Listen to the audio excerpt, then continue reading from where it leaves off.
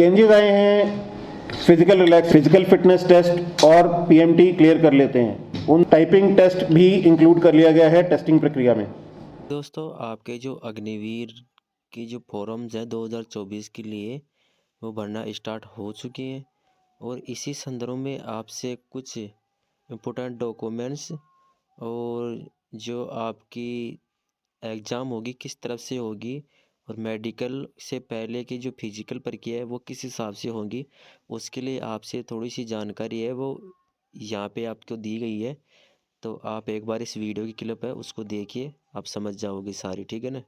ये जो candidates phase 2 में फिजिकल फिटनेस टेस्ट और पीएमटी क्लियर कर लेते हैं उन सभी के लिए ये टेस्ट अनिवार्य होगा और केवल जो कैंडिडेट इस टेस्ट को पास करेंगे उन्हीं को आगे मेडिकल एग्जामिनेशन के लिए भेजा जाएगा। सर, क्लब परेड के लिए इस बार टाइपिंग टेस्ट लागू हुआ है, क्या इस टेस्ट के लिए अलग से नंबर निर्धारित किए गए हैं? ये इस टेस्ट में केवल एक स्टैंडर्ड आपको निर्धारित किया गया है, 30 words per minute in English आपको टाइप करने हैं। इसका एक sample test join Indian army website पर अवेलेबल है।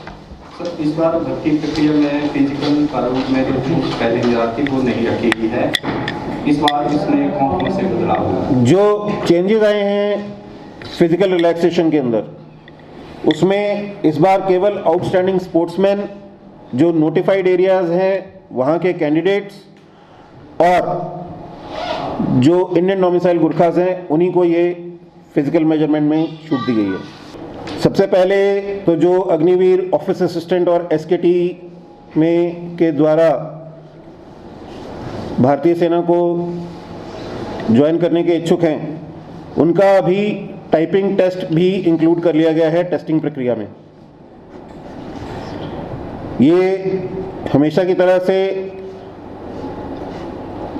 इस बार जो भर्ती प्रक्रिया है 2 फेजेस में होगी। पहले फेज के अंदर ऑल ओवर इंडिया एक कॉमन एंट्रेंस टेस्ट होगा जिस तरह से पिछली बार हुआ था, जिसके लिए आपको 5 सेंटर्स चुनने की चॉइस दी जाएगी।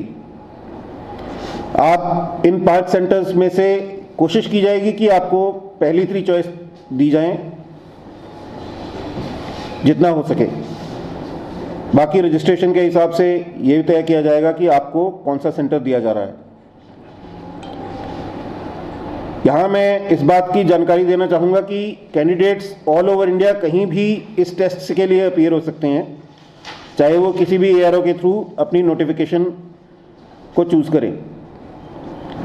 एआरओ पालमपुर के लिए ज़िला कांगड़ा और ज़िला चंबा के कैंडिडेट्स एलिजिबल हैं और वही केवल एआरओ पालमपुर की नोटिफिकेशन के द्वारा इस प्रोसेस का हिस्सा बन सकते हैं।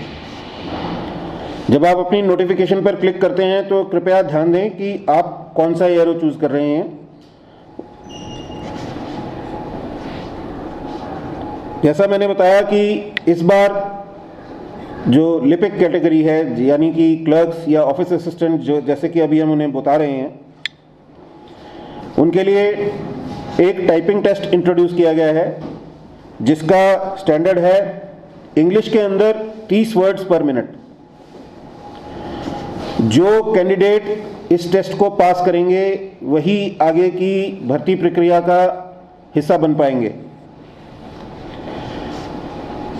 ऑनलाइन कॉमन एंट्रेंस एग्जाम का सैंपल और टाइपिंग टेस्ट का सैंपल दोनों जॉइन इंडियन आर्मी वेबसाइट पर अवेलेबल है। तो जो इच्छुक कैंडिडेट्स हैं जॉइन इंडियन आर्मी वेबसाइट पर लॉगिन करके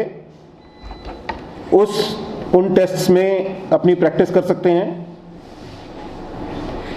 और आगे एग्जाम की अच्छी तैयारी कर सकते हैं। ये टेस्ट जो टाइपिंग टेस्ट है ऑनलाइन कॉमन एंट्रेंस एग्जाम के साथ ही टेस्ट कंडक्ट किया जाएगा और इसके सेंटर्स ऑलरेडी नियुक्त किए जा चुके हैं।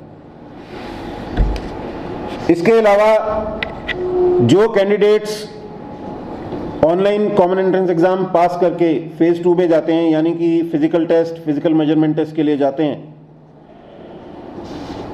वो सभी कैंडिडेट्स को पीएफटी और पीएमटी यानी कि फिजिकल टेस्ट और फिजिकल मेजरमेंट टेस्ट पास करने के बाद एक एडेप्टेबिलिटी टेस्ट देना होगा।